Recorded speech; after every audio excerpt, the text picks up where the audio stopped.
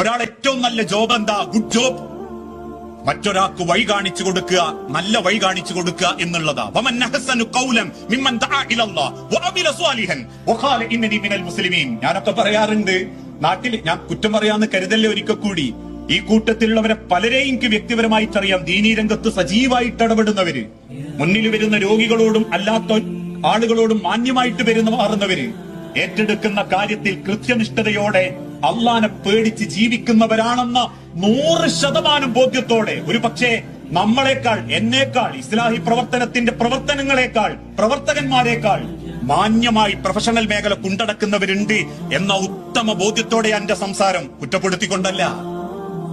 ചില നാട്ടിലൊക്കെ പഠിച്ച്, വിദേശത്ത് പോയി പഠിച്ച് നാട്ടിലൊക്കെ നിൽക്കും കല്യാണാലോചനകളൊക്കെ വരുമ്പോൾ ചിലരാലോചിക്കും, ഇന്ന ഒരാളില്ല അഹമ്മദാജി ഉണ്ട്. അഹമ്മദാജി എങ്ങനെയാ ആള്? ആൾക്കാർ പറയും നല്ല മനുഷ്യനാ, ഏത് സമയവും പള്ളിയിലുണ്ടാവും, നല്ലൊരു മനുഷ്യൻ, അള്ളാന്റെ എന്തോ ഒരു ബർക്കത്ത് കിട്ടിയ മാതിരിയാ. മക്കളൊക്കെ നല്ലോണം പഠിക്കുകയും ചെയ്യും. നല്ലോണം പഠിച്ചു. മൂത്തോനെ ഒരുത്തനുണ്ട്. എന്താ മോന്റെ വിവരം? ഓൻ ഇങ്ങനെ പഠിക്കാൻ ഗൾഫിലൊക്കെ വിദേശത്ത് ഏതോ രാജ്യത്തൊക്കെ പോയിട്ടുണ്ട്. നല്ല വിദ്യാഭ്യാസം നേടിക്ക്. നാട്ടിൽ ഓൻ ഏതോ ഒരു ജോലിയും വലിയൊരു സ്ഥാപനത്ത് കിട്ടിയിട്ടുണ്ട്.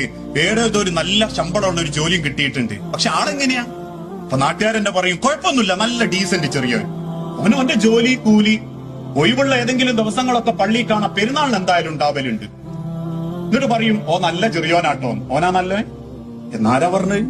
അള്ളാഹു പറഞ്ഞിട്ടില്ല. അള്ളാഹു പറഞ്ഞ നല്ലോനാരാന്നറിയോ? വമൻ അഹ്സനു ഖൗലൻ മിമ്മൻ ദഅ ഇലല്ലാഹ്. ദുനിയാവിൽ എന്ത് കിട്ടിയാലും, എന്തുന്നതിയിലെത്തിയാലും, വമൻ അഹ്സനു ഖൗലൻ മിമ്മൻ ദഅ ഇലല്ലാഹ്, അള്ളാഹുവിന്റെ മാർഗത്തിൽ എന്തെങ്കിലും ഒന്ന് പ്രവർത്തിക്കാൻ അവൻ വരുന്നുണ്ട്, ഓൻ നല്ലോനാന്ന് പറഞ്ഞോ. കാരണം എന്താണെന്നറിയോ? നല്ലത് പറയാനിറങ്ങുമ്പോ കുറെ ചീത്തപ്പേരൊക്കെ